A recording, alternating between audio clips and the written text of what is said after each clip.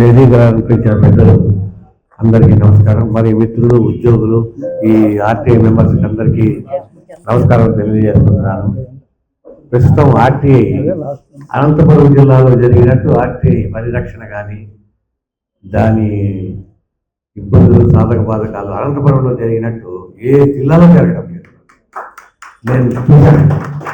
నేను చూశాను, పరిశీలించాను.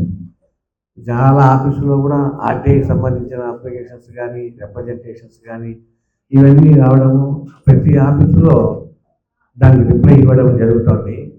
చాలా మటుకు ఈ జిల్లాలోనే ఎక్కువ జరుగుతుందని నేను 4-5 జిల్లాలు తిరిగాను.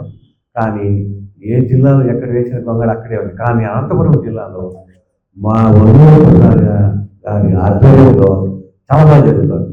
మా ఆఫీసులో చాలా మటుకు ఆర్టీఐకి ఒక క్లర్క్నే పెట్టాను. ఆ క్లర్క్ ఆర్టీఐ వచ్చిందా 7 days లోపు రిప్లై, 15 days లోపు రిప్లై, కన్సల్టేషన్ చేయడము, పంపించడము, ఇట్లా చాలా బాగానే చేస్తున్నాము. ఇంకా కొన్ని వస్తున్నాయి. మాకు ఒకే ఒక వ్యక్తి 44 ఆర్టీఐ అప్లికేషన్లు పెట్టాడు. పర్సనల్ కానీ ప్రతి దానికి పర్సనలే పెట్టాడు.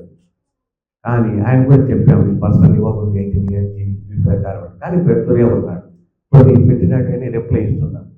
ఈ ఆర్టీఐ బదులు మళ్ళీ ఇప్పుడు పీజీఆర్ఎస్కి వచ్చేసి అవి ఒక 50 దాకా పెట్టాడు.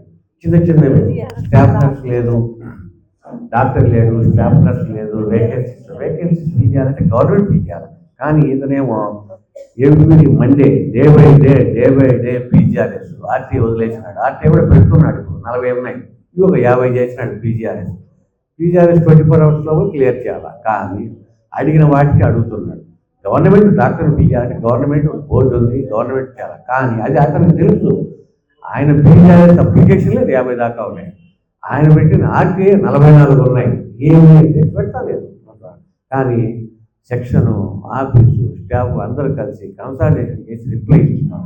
మళ్ళీ నెక్స్ట్ టపాల్లోని ఈ రిప్లై సరికాదు, మళ్ళీ ఇంకోటి అడుగుతారు, ఇంకోటి జరుగుతూనే ఉంది. ఈ వ్యవస్థలో అడగాలి, క్వశ్చన్స్ అడగాలి, చెప్పాలి, ఏమేమి కావాలి, రిప్లై కావాలి, అడుగుతున్నారు, ఇస్తున్నాం. కానీ ఈ వ్యక్తిగతంగా చాలా విషయాలు అడుగుతుంటే కొంచెం బాధగానే ఉంది. అయినా మేము సెక్షన్ వాళ్ళకి చెప్పి మీరన్నీ రిప్లై సబ్మిట్ చేయాలని కూడా మేము చెప్తున్నాం. ఇంకొకటి మరీ చెప్తున్నా, ఈ జిల్లాలో ఆర్టీఐ జరిగినట్టు, ప్రాసెసింగ్ జరిగినట్టు చాలా మటుకు ఎక్కడ మా హెడ్ ఆఫీస్లో కూడా లేదు. నేను చెప్తున్నా. కాబట్టి బాగా జరుగుతున్నారు. దీనికి అంతటి కారణం మా ఒంగోలు సారే యాక్టివిటీగా బాగున్నాడు, బాగా చేస్తున్నాడు, ప్రోగ్రాం బాగుంది. సో అందరికీ నమస్కారం తెలియజేసుకుంటున్నాను. Thank you very much.